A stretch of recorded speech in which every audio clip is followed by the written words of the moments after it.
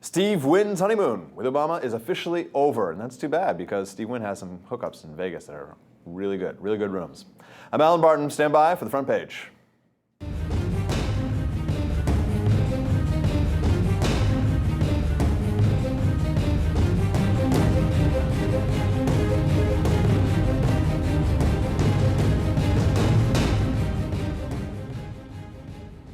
Joining me in studio, Don Watkins, an analyst at the Ayn Rand Center for Individual Rights, and Terry Jones, associate editor for Investors Business Daily. All right, Steve Wynn recently attacked the administration. This is not the first time, saying in a nutshell that the deficits are killing us, the dollar is worthless, the Democrats are bankrupting the country, and vilifying anyone who's successful.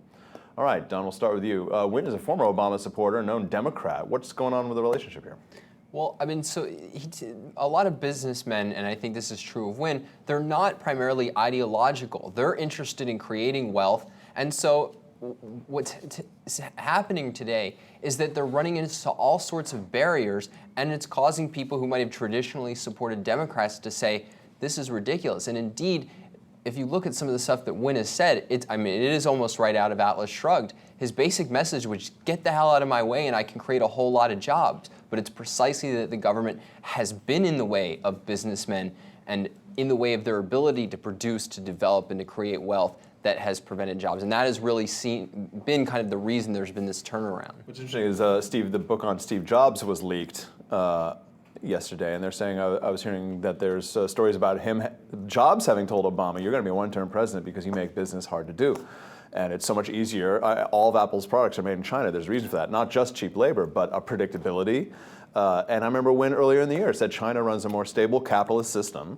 The other Steve said the exact same thing. Than the United States is currently doing. What do you think of people like Wynn and Jobs and these strong, sort of really high-level personalities taking on what's going on in terms of, I think what's the most interesting is the demonization of the successful. That is the thing. That's what really bothers, I think, Steve Wynn more than anything, because here's a guy, he's a Democrat.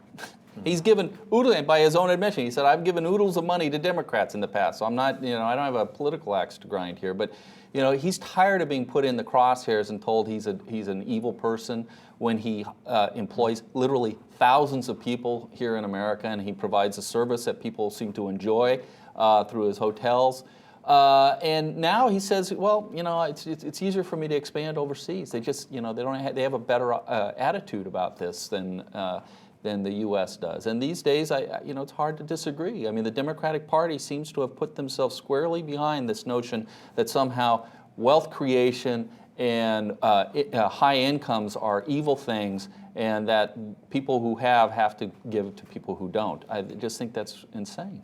Despite austerity measures here in the United States, the IBD recently reported that federal spending up 5% this year. So is this the kind of thing that Wynn is referring to? I mean, when there's a sort of a clear hypocrisy there. And they went through hell and back to do this compromise over the summer on spending, and spending is up. They cut like $7 billion in this year, like a microfraction. Well, there are a number of things going on right now. Last Sunday was the 900th day we do not have a budget.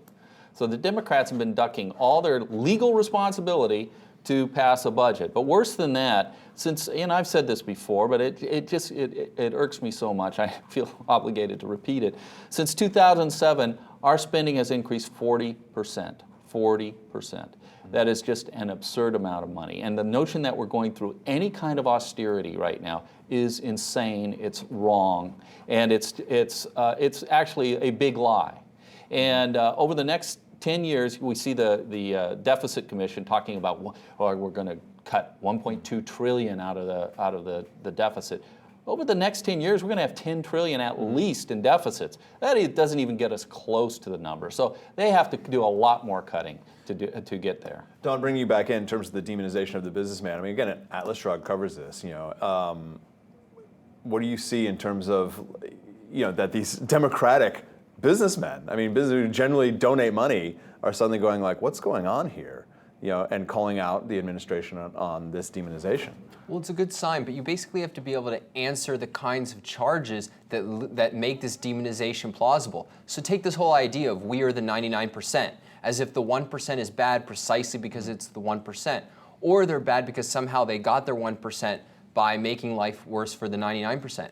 The complete opposite is true. And if you study economics for 2 minutes or read Atlas Shrugged, which will honestly take a little bit more than 2 minutes, the thing that you recognize is that the way you become part of the 1% in a free country is by creating incredible amounts of wealth that people then voluntarily turn over their paychecks to you and say, yes, I want your iPhone, yes, I want to stay in your hotel, yes, I want to buy all the things that you have to offer.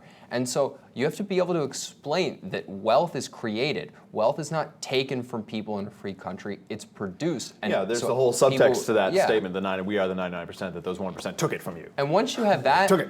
then you can change this kind of perception that businessmen are immoral or that they're somehow parasites on everybody else, when the relationship is vastly different. They make life better off for all of us.